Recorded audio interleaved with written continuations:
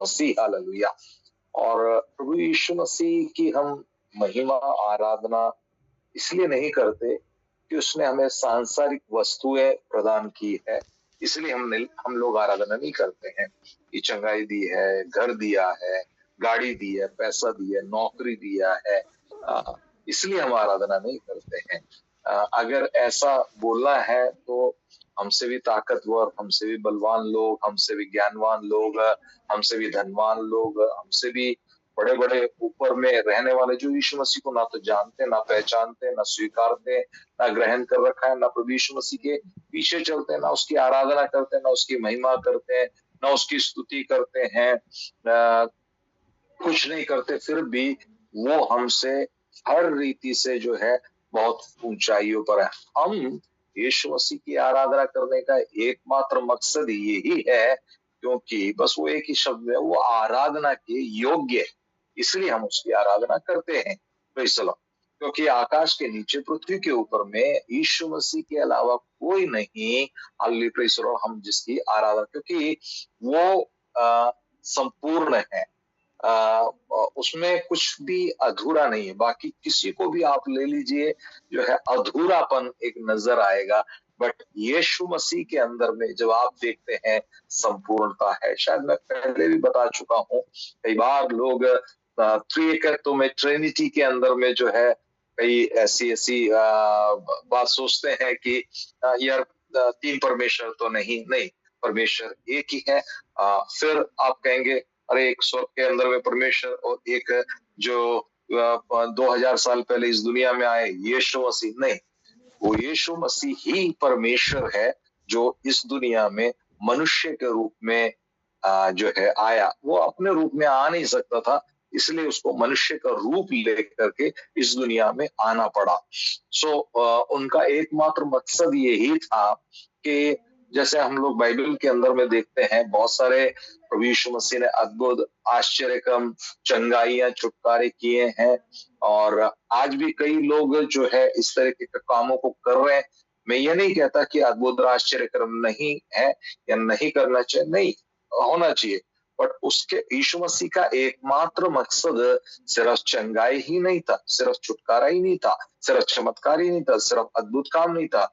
यीशु मसीह का जो अल्टीमेट जो गोल था, कि यीशु मसीह चाहता था कि इस पृथ्वी के जो जन्म ले लिए हैं, जो जन्मे हैं, जो आने वाले, वो सब के सब परमेश्वर के राज्य में पहुंचाए जाए, स्वर्ग राज्य में पहुंचाए जाए। क्योंकि यूहन्ना 14:1 में कहता है, जहां मैं हूं वहां तुम भी रहो। यही प्रभु यीशु मसीह का मकसद है, बट उसमें कई लोग प्राप्त कर पाते हैं और कई लोग जो है उस चीज को प्राप्त नहीं कर पाते हैं। वो उनके जीवन की सबसे बड़ी ये बात बोल सकते हैं कि एक एक उनके लाइफ का फेलियर बोल सकते हैं।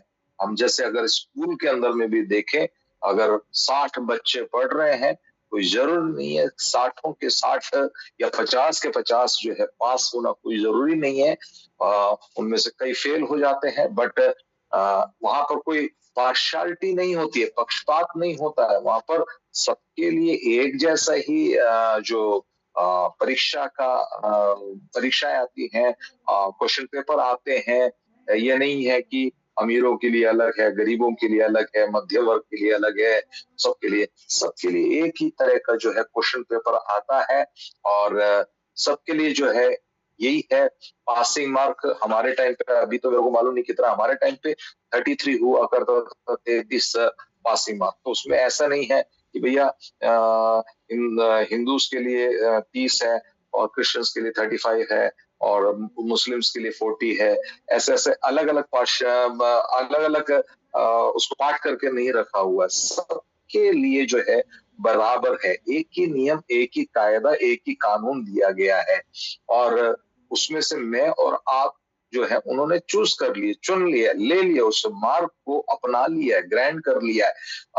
बट बाकी लोगों ने क्या किया, उनके पास में वो शायद क्वेश्चन पेपर आए हैं, उनके पास में वो अटेम्प्ट नहीं कर पाए, और इसलिए वो उनके जीवन में वो परमेश्वर के राज्य की प्राप्ति को नहीं कर पा रहे हैं। सो हमारी यही चेष्टा है कि वो भी करें। तो हम सब लोग जानते हैं कि यीशु मसीह ने बहुत सारे अद्भुत आश्चर्य कर्म किए। तो यीशु मसीह का सबसे पहला जो आश्चर्य कर्म था वो यूहन्ना रचित सुसमाचार 2 अध्याय के अंदर में हम देख सकते हैं कि पानी को उसने दाखरस बनाया। एक एक करके अगर मैं उस आयतों को पढ़ूं तो वहां लिखा है, फिर तीसरे दिन गलील के काना में किसी का विवाह था। किसी का विवाह था। Praise the Lord. पता नहीं किसका विवाह था, किसी का विवाह था, जो भी हो। और यीशु की माता भी वहां थी। शायद हो सकता है यीशु की माँ का उस परिवार के साथ में कोई नजदीकी करीबी संबंध रहा हो। पड़ोसी हो सकते हैं, रिश्तेदार वाले हो सकते, परिवार वाले हो सकते, कुछ भी हो सकते हैं। इसलिए यीशु की माँ वहां पर थी और वहां पर लिखा है यीशु और उसके चेले भी उस विवाह में निमंत्रित थे। ध्यान से सुनिएगा, यीशु और उसके चेले भी उस विवाह में निमंत्रित थे। उनको आमंत्रित किया गया था, न्योता दिया गया था, इनविटेशन दिया गया था उस शादी के अंदर, विवाह के अंदर में। और हम देख सकते हैं सिर्फ यीशु अकेला नहीं था, यीशु के चेले भी थे। और आप वहां पर देख सकते हैं यीशु ने इससे पहले कभी भी कोई आश्चर्य कर्म नहीं किया, कोई भी अद्भुत काम नहीं किया, कोई भी चमत्कार नहीं किया, कोई भी चंगाई नहीं किया, कोई भी छुटकारा नहीं किया। बट इन सबको करने से पहले ही यीशु मसीह के फॉलोवर थे, यीशु मसीह के अनुयायी थे, यीशु मसीह के पीछे चलने वाले थे। सो मेरे अजीजों, मैं आपसे ये कहना चाहता हूँ, सिर्फ हम चमत्कार को देखने वाले, अद्भुत को देखने वाले, आश्चर्य कर्म को देखने वाले ही सिर्फ ना बने। आप ये मत सोचे हर बार हमारी जिंदगी में आश्चर्य कर्म हो, हर बार हमारे जीवन में चमत्कार हो। Praise the Lord. एक बार हमारे जीवन में अद्भुत हुआ, आश्चर्य कर्म हुआ। अब प्रभु हमारे जीवन में चाहता है कि अब हम परिपक्व बने, मैच्योर बने, वचन का ज्ञान हमारे अंदर में होना चाहिए, वचन में हम बढ़ते रहे। जिस तरह से प्रभु का वचन कहता है मसीह के सिर तक बढ़ने के लिए। इब्रानी की पत्री के अंदर में जैसे कहता है, समय के अनुसार तो तुम्हें कब का गुरु बन जाना चाहिए था, बट आज भी क्या है कि तुम बच्चे हो, तुम विद्यार्थी हो। समय के अनुसार में तुम्हें अन्न खाना चाहिए था, पौष्टिक भोजन खाना चाहिए था। आज भी क्या कर रहे हो? आज भी चमत्कार इसी के पीछे चल रहे हैं, चंगाई इसी के पीछे चल रहे हैं। आप ये देख सकते हैं, जहां पर जो वचन की सेवकाई होती है वहां उसको बहुत कम लोग पसंद करते हैं। जहां पर ट्रू डॉक्ट्रिन, ट्रू जो है मैसेज और परमेश्वर का बाइबल स्टडी, परमेश्वर का संदेश जहां पर दिया जाता है, उस ऑनलाइन मीटिंग के अंदर या उस ऑफलाइन मीटिंग के अंदर में बहुत कम संख्या में लोग आपको नजर आएंगे। बट आपको ज्यादा संख्या में भीड़ वहां नजर आएगी जहां पर अद्भुत हो रहा है, आश्चर्य कर्म हो रहा है, चमत्कार हो रहा है, चंगाई हो रहा है, छुटकारा हो रहा है, बिजनेस हो रहा है, लेन देन हो रहा है, ले हैंड्स हो रहा है। ऐसे बहुत सारी चीजें उसके अंदर में आपको बहुत ज्यादा तादाद के अंदर में भीड़ दिखाई देगी। मैंने कहा ना, मैं डिसएग्री नहीं करता मिराकल से, हीलिंग से। मैं आज भी बिलीव करता हूँ उस चीज पर। बट हमारे जिंदगी में हमेशा कोई नहीं है। यहाँ पर देख सकते हैं यीशु मसीह के जो चेले थे, यीशु मसीह के लाइफ में अद्भुत आश्चर्य चमत्कार चंगाई छुटकारा देख करके यीशु मसीह को फॉलो नहीं किए। आप देख सकते हैं उसके अंदर में ऐसे ऐसे लोग थे, कुछ तो मछुआरे थे, हम देख सकते हैं, जिनको यीशु मसीह ने कहा फॉलो मी, मेरे पीछे हो लो, और वो फॉलो यीशु मसीह के पीछे हो ली। बट जैसे कई लोग कहते हैं यार मसीहत में तो गरीब लोग ही नहीं। मैं कहता हूँ गरीब लोग नहीं, बहुत पैसे वाले लोग भी जो है विश्वास के अंदर में आते हैं। मत्ती को आप देख सकते हैं, बहुत पैसे वाला था, वो टैक्स कलेक्टर था, इनकम टैक्स ऑफिसर था, पैसे का अंबार था, पैसे की कोई कमी नहीं थी, पैसा बहुत आयत से था। बट जैसे ही जीसस ने मती से कहा जब वो अपनी सीट पर बैठा था, फॉलो मी, मेरे पीछे हो ले, अनुगमन कर, अपनी सीट को छोड़ करके। मतलब इतना बड़ा घाटा। मैं आपके पास्टर की ही बात बताऊं, जिनके बारे में आप सब लोग उनकी गवाही जानते हैं, जहां पर 1 लाख से ऊपर की जब उनकी सैलरी थी, और उस समय में उन्होंने रिजाइन दे करके, और भी प्रमोशन हो सकता था, सैलरी उससे कहीं और ज्यादा बढ़ सकती थी, उस समय उन्होंने रिजाइन दिया, इस्तीफा दिया, और यीशु मसीह के सेवकाई में कल को क्या होगा, कैसे चलेगा, कैसे हमारा घर चलेगा, कैसे हमारा परिवार चलेगा, कैसे हमारी आवश्यकता पूरी होगी, कौन हमारी आवश्यकता को पूरी करेगा। अब तक तो चलो बैंक से सैलरी मिल रही थी और बहुत अच्छा चल रहा था, कार मेंटेन हो रही थी, कार खरीद रहे थे, 2 व्हीलर खरीद रहे थे, घर खरीद लिए, घर की आवश्यकताएं, घर की वस्तुएं ले लिया। और आप जानते हैं कि शायद मेरे को लगता है कि सेवा में निकलने से पहले जो है परमेश्वर के दास पास्टर राजकुमार कन्वेंशन प्रीचर नहीं थे।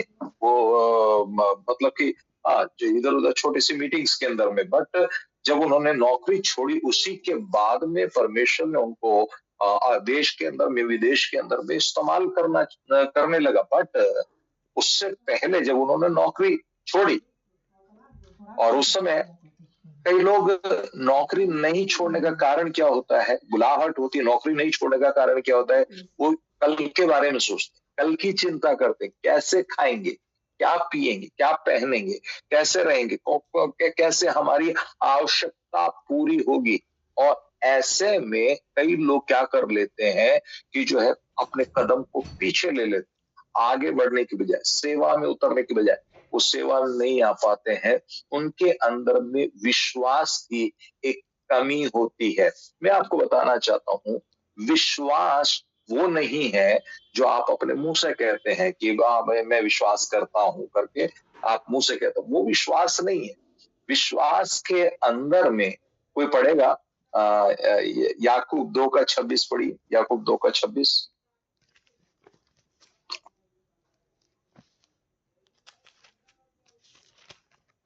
चलिए मैं आपको बोल देता हूं। वहां पर इस प्रकार लिखा हुआ है, जिस तरह से देह आत्मा के बिना मरी हुई है, शरीर आत्मा के बगैर। अगर अभी आपके अंदर में आत्मा है इसलिए आप ऑनलाइन मीटिंग के अंदर में बैठे हुए हैं, अगर आपके अंदर में आत्मा नहीं होती तो अभी आपको जो है कब्रिस्तान लेकर के जो है आपको दफना दिया जाता। समझ गए? तो यहाँ पर है इसलिए आप खा रहे हैं, पी रहे हैं, चल रहे हैं, बैठ रहे हैं, सारी चीजें को जो है आप कर रहे हैं। वो इसी तरह से कहा, उसका अगला लाइन में बोला, उसी तरीके से कर्म बिना, कार्य बिना, वर्क के बगैर विश्वास भी मरा हुआ है। तो हम वहां पर देख सकते हैं विश्वास 9 वरदानों के अंदर में जो है एक वरदान है विश्वास। वो हर एक को नहीं मिलता, हर कोई नहीं कर पाता, हर कोई। आप देखो कि बहुत लोग क्या कर रहे हैं, जी तोड़ मेहनत कर रहे हैं, मशक्कत कर रहे हैं, परिश्रम कर रहे हैं, ड्यूटी वो है, ये है, वो उनके अंदर में प्रभु यीशु मसीह के प्रति मेहनत करना चाहिए, परिश्रम करना चाहिए, ड्यूटी पे जाना चाहिए, कार्य करना चाहिए, मैं उसके खिलाफ नहीं। बट कई लोगों ने अपने आत्मिकता को इस चीज के पीछे क्या कर दिया, खत्म कर दिया है, पैसे की वजह से, धन की वजह से, या फिर कल के बारे में सोच करके जो है अपने आत्मिकता को छलनी कर दिया, आत्मिकता को में वो कमजोर हो चुके हैं। मैं आपसे कहना चाहता हूं, आज तो हमारे पास में बहुत सारे साधन हैं, बट एक समय ऐसा था 20, 30, 40 साल पहले, जो परमेश्वर के दास लोग झोपड़ियों में रहा करते थे, छोटे घरों में रहा करते थे। और उस समय में मैं ऐसे ऐसे परमेश्वर के दास लोगों को जानता हूं जिन्होंने अच्छे से अच्छी नौकरी को छोड़ करके प्रभु की सेवकाई के लिए निकले। उनके अंदर में भी जो है सवाल हो सकता है, लोग उनसे पूछ सकते हैं, लोग उनसे कह सकते हैं, भैया ठीक है तुम अकेले तो बात है, अरे तुम्हारी बीवी भी है, तुम्हारे बच्चे भी है, कल को क्या खाओगे, क्या पियोगे। बट जो प्रभु का दास या दासी विश्वास से भरा हुआ है, जिसके विश्वास जो 9 वरदानों में से एक वरदान विश्वास है, वो यही कहेगा भाई मुझे मालूम नहीं, मैंने अपना भविष्य को, मैंने अपने कल को प्रभु के हाथ में हैंड ओवर कर रखा है, प्रभु के हाथ में सौंप रखा है। अब मुझे कुछ नहीं जानना है, वो ही चलाएगा, वो ही लेकर के चलेगा। मैं आपको बताऊं, पुराने नियम के अंदर में ऐसा ही एक व्यक्ति हम सब लोग जानते हैं, एलिया के बारे में। एलिया विश्वास से जो है वो चलता था और परमेश्वर पर अटूट वो विश्वास करता था, परमेश्वर पर उसको संपूर्ण रीति से भरोसा था। कोई पढ़ सकता है नीति वचन 3:5?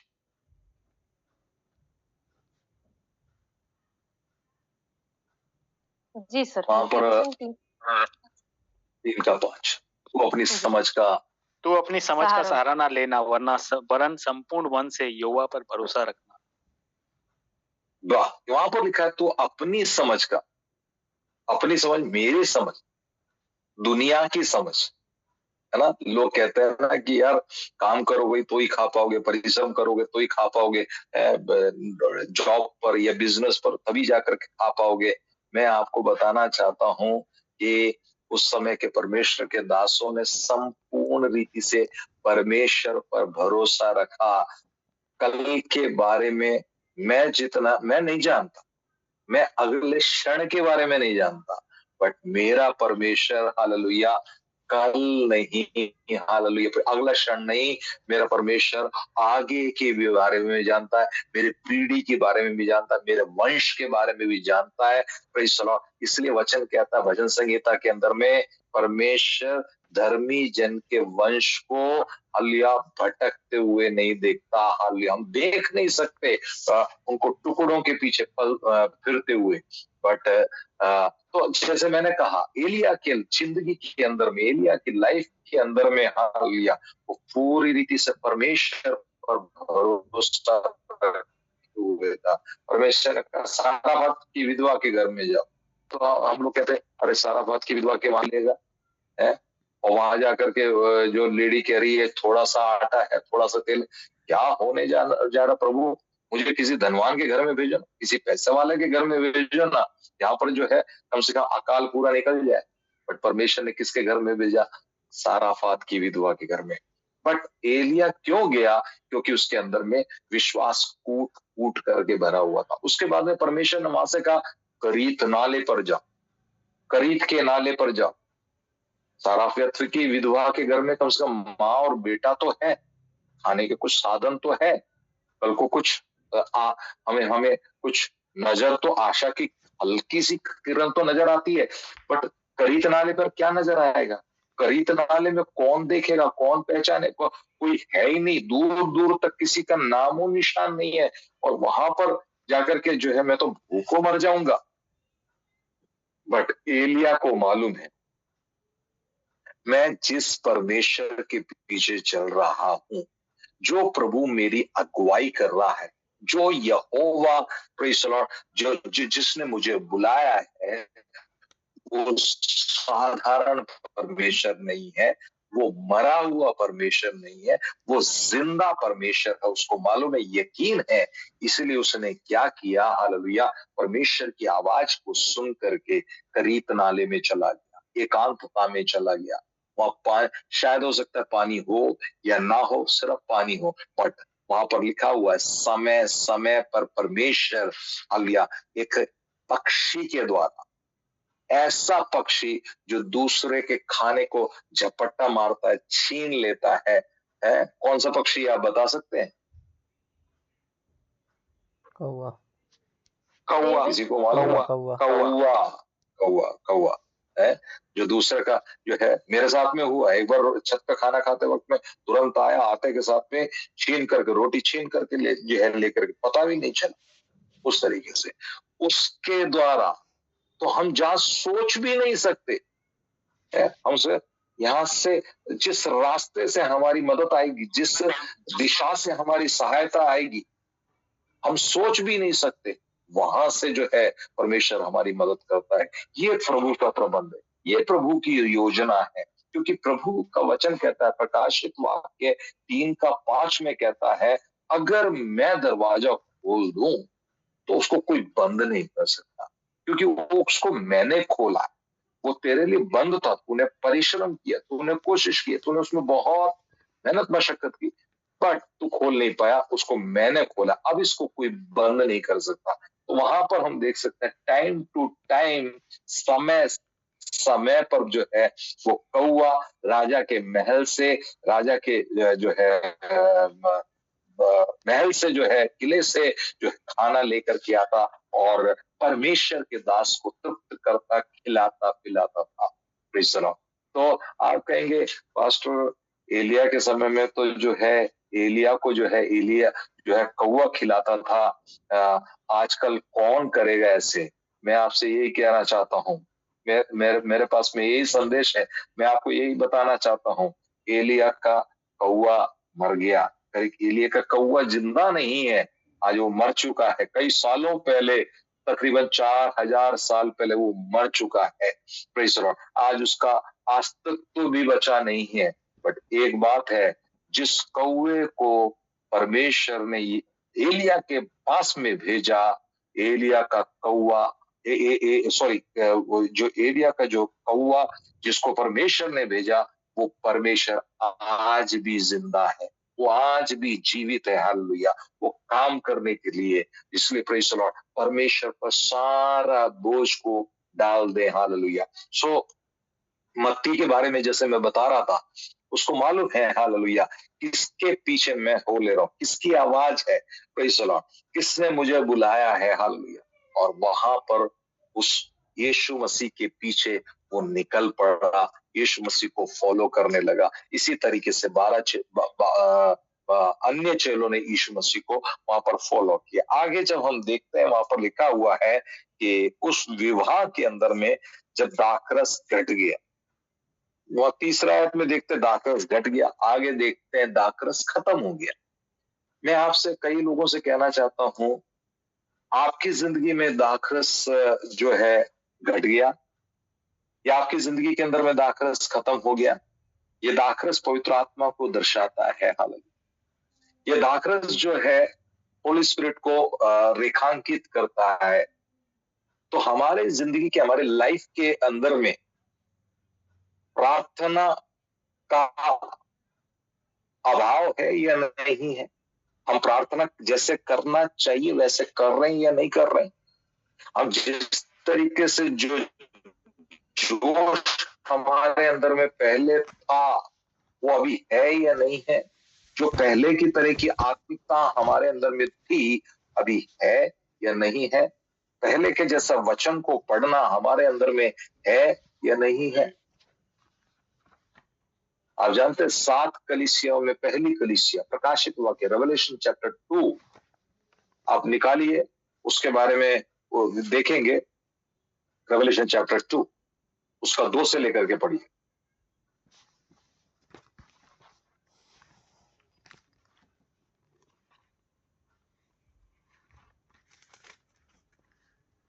मैं तेरे काम और तेरे परिश्रम और तेरे धीरज को जानता हूँ, और यह भी कि तू बुरे लोगों को देख नहीं सकता, और जो अपने आप को प्रेरित कहते हैं। सुनिए,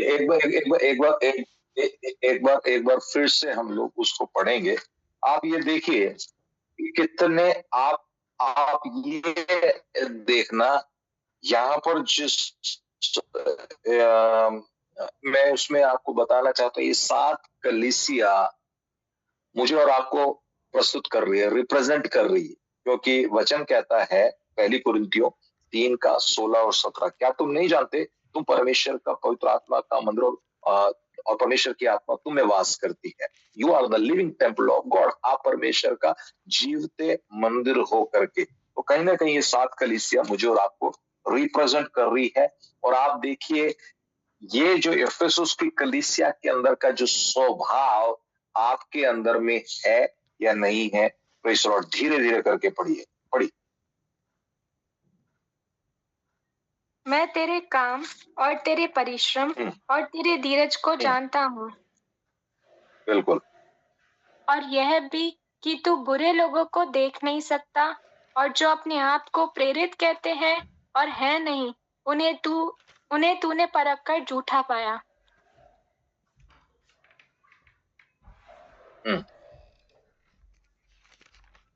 आगे, तू धीरज है, तू धीरज धरता है और मेरे नाम के लिए दुख उठाते उठाते थका नहीं। पर मुझे तेरे विरुद्ध यह कहना है कि तूने अपना पहला सा प्रेम छोड़ दिया है, इसलिए स्मरण कर। बस बस बस बस बस बस। ऐसे एफेसुस के जो 4 आयत से पहले तक की जो बातें बताई हैं, ये आपके अंदर में है। आप ध्यान से सुनिएगा उसके अंदर में, मैं तेरे परिश्रम, प्रभु में आप मेहनत करते हैं, प्रभु में आप परिश्रम करते हैं। आप करते होंगे अपने ऑफिस में, फैक्ट्री में, कंपनी में, बिजनेस के अंदर में मेहनत परिश्रम करते हैं। प्रभु में आप मेहनत करते हैं क्या? ये एफेसुस का कलीसिया बता रहा है, इसका प्रभु के अंदर का परिश्रम बता रहा है। प्रभु के अंदर में जो वो मेहनत करता है, जो उस चीज के बारे में, कोई जरूरी नहीं है उसके लिए पास्टर बनना, कोई जरूरी नहीं है।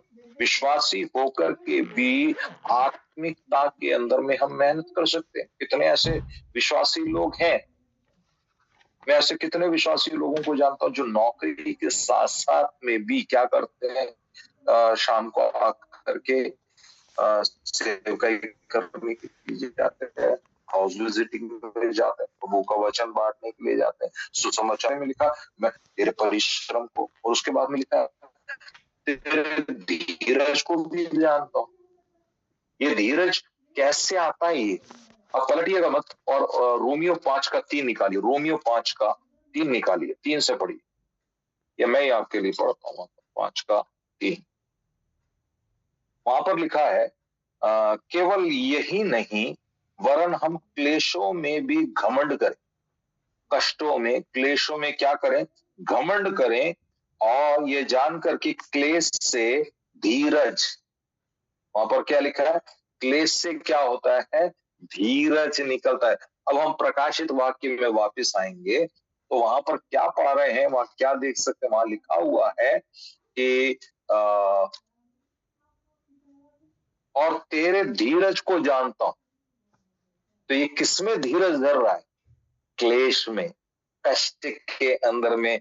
इसके अंदर में क्या पैदा हो रहा है? पेशेंस पैदा हो रहा है। और ये पेशेंस आने के बाद फिर दोबारा हम रोमियो की किताब में आएंगे, वहां पर लिखा है पेशेंस से क्या आता है? पेशेंस से, धीरज से खरा निकलना आता है। खरे निकलने से आशा उत्पन्न होती है, और आशा से लज्जा नहीं होती, क्योंकि पवित्र आत्मा जो हमें दिया गया है उसके द्वारा परमेश्वर का प्रेम हमारे मन में डाला गया है।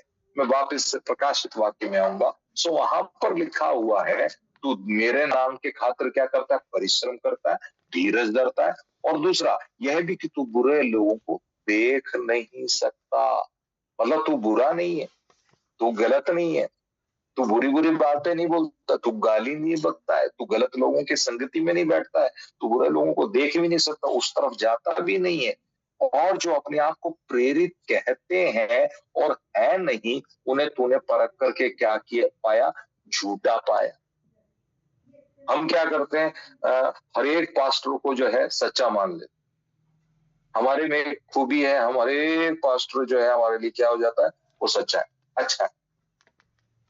आप ये देखो, एक मीटिंग चल रही है और उस मीटिंग के अंदर में 2 पास्टरों को हमने बुलाया है, और एक पास्टर का मैसेज दूसरे पास्टर से अलग है।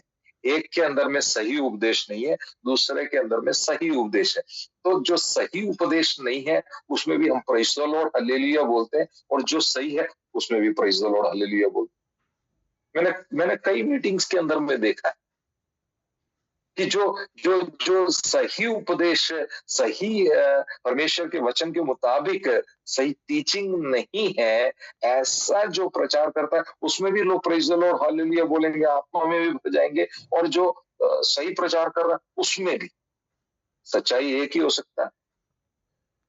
बट ये एफेसुस कलीसिया हमारी तरह नहीं है। वहां पर लिखा है कि जो अपने आप को प्रेरित कहते हैं और है नहीं, और तूने क्या किया? परख कर तेरे अंदर में कौन सी आत्मा है? 9 वरदानों के अंदर में एक तो विश्वास है, दूसरा परख का आत्मा है। देखिए 2 वरदान इसके अंदर में, और भी हो सकते हैं, बट यहाँ पर लिखा तूने परख करके क्या पाया, उन्हें झूठा पाया। ये गलत है, ये सही नहीं। ये परमेश्वर के दास लोग झूठे भविष्यवक्ता है, झूठे प्रचारक। और तू धीरज धरता है, दोबारा से आ गया, और मेरे नाम के लिए दुख उठाते उठाते थका नहीं। हम क्या हो जाता है, दुख उठाते उठाते उठाते थक जाते। पास्टर जी अब हमसे नहीं सहा जा रहा, पास्टर जी ये कष्ट कब खत्म होंगे, ये तकलीफ कब खत्म होगी, ये परेशानी कब खत्म होंगी। हम तो इसलिए प्रभु में आए थे, इसलिए हमने मसीह को ग्रहण किया था कि हमारे दुख खत्म हो जाएंगे, हमारे कष्ट खत्म हो जाएंगे, हमको कोई भी कष्ट अनुभव नहीं करने। अरे बाइबल के अंदर में लिखा हुआ है, पौलुस खुद कहता है कि प्रेरितों का काम 12 का, शायद मेरे हिसाब से 12 का 24 में है, वहां पर इस प्रकार लिखा हुआ है, हमें अनेक कष्ट उठा करके परमेश्वर के राज्य में जाना है। तो वहां पर लिखा हुआ है, साफ हम देख सकते हैं कि उस कलीसिया की खूबी के बारे में बता रहा है कि मेरे नाम के लिए दुख उठाते उठाते थका नहीं। मेरे प्रिय जीजों, जो आप में से कोई अगर दुख उठा रहा है, सबका दुख अलग अलग होगा, सबका कष्ट अलग अलग होगा, एक जैसा नहीं। आप ये मत सोचना सबका कष्ट एक जैसा, नहीं, सबका तकलीफ अलग अलग है। और एक चीज मैं आपको बताना चाहता हूँ, मत्ती 16 का शायद 28 के अंदर में है, यीशु मसीह 16 का 24 या 28 के अंदर में यीशु मसीह इस प्रकार बोलता है, जो मेरे पीछे आना चाहता है सबसे पहले अपने आप का इनकार करे और अपना क्रूस उठा ले। क्रूस क्या है? कष्ट है, तकलीफ है, परेशानी है, निंदा है, क्लेश है। सो यहाँ पर लिखा है मेरे नाम के लिए दुख उठाते उठाते। इतनी खूबी इस कलीसिया के, इस व्यक्ति के अंदर में। और उसके बाद में उसका चौथा आयत कहता है, पर मुझे तेरे विरुद्ध यह कहना है कि तूने अपना पहला सा प्रेम छोड़ दिया है। Praise the Lord. पहला प्रेम, फर्स्ट लव जो है, प्रेज़ द लॉर्ड, जो प्रभु के साथ का जो अटैचमेंट है, परमेश्वर के साथ की नजदीकी, परमेश्वर के साथ की जो करीबी है, मतलब प्रभु जो है प्रार्थना करना, पवित्र आत्मा में प्रार्थना करना, वचन में रहना, संगति में रहना। आज हमारे लिए क्या प्रायोरिटी बन गया है? आज हमारे लिए टीवी प्रायोरिटी बन गया, आज हमारे लिए मोबाइल प्रायोरिटी बन गया, मोबाइल के अलग अलग जो ऐप है वो हमारे लिए प्रायोरिटी। आज हमारे अंदर में प्रार्थना नहीं है। आज 5 मिनट के अंदर में हम प्रार्थना खत्म कर देते हैं। आज जो है वचन हमें पढ़े हुए जो है कितने दिन, महीने, हफ्ते, साल हो चुके हैं कई लोगों की लाइफ के अंदर में जो है वचनों को पढ़े हुए हैं। कई लोग संगति में नहीं जाते, प्रभु से दूर हो। कई लोग जो है शरीर से, तन से जो चर्च जरूर जाते हैं, बट मन से प्रभु से बहुत दूर हो चुके हैं। आपका पास्टर आपको देख रहा है, कह रहा है हाँ ठीक है, वो फलाना भाई फलाना बहन चर्च में आ रहे हैं, संगति में आ रहे हैं, बट प्रभु देखते वक्त में प्रभु आपका शरीर नहीं देख रहा है, प्रभु आपका मन देख रहा है।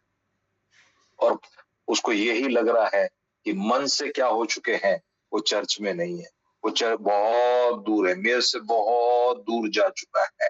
Praise the Lord. तो यहाँ पर जैसे हमने कहा, जब दाखरस घट गया, हालेलुया, वहां पर लिखा है दाखरस नहीं रहा।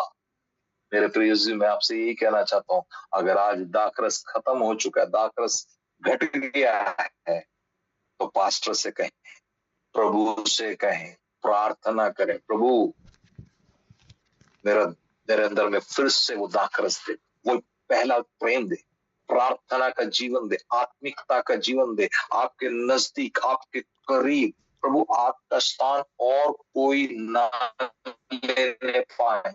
कोई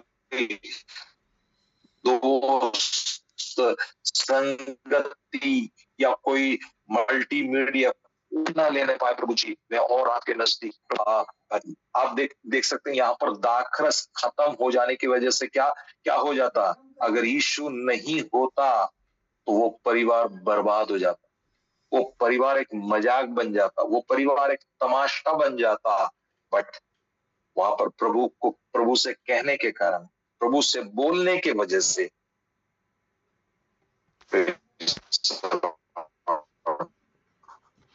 वो परिवार तमाशा, वो परिवार निराशा बनने नहीं दिया परमेश्वर ने। और वहां पर देख सकते हैं परिवार परमेश्वर ने पहले से भी जो दाखरस है, पहले से उत्तम दाखरस प्रभु ने वहां पर उनको प्रोवाइड करके दिया, क्योंकि प्रभु वहां पर था।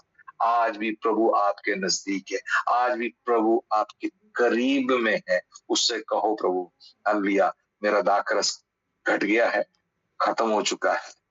मेरे प्रिय जो इसी हालत में अब आप आगे जाएंगे तो हो सकता है शैतान का आप तमाशा बन सकते हैं। शिमशोन को आप याद कर रहे होंगे, शिमशोन की जिंदगी के अंदर में दाखरस घट गया, आत्मिकता खत्म हो गई, वो शैतान का तमाशा बन करके रह गया। उसी तरीके से अगर आपको तमाशा नहीं बनना है तो लौट करके आए, प्रभु से कहें प्रभु मेरे जिंदगी के अंदर में वो पहला प्रेम या आत्मिकता को वापस दे, जिससे आने वाले दिनों में प्रभु मेरे जीवन के जरिए, मेरे परिवार के जरिए आपके नाम की महिमा होने पाए। बहुत कुछ और कहने का था, बट समय के अभाव के कारण मैं यहीं पे समाप्त करूंगा। और इतना समय दिया हुआ परमेश्वर के दास उनकी कलीसिया को धन्यवाद करते हुए अपने मैं इस बात से विराम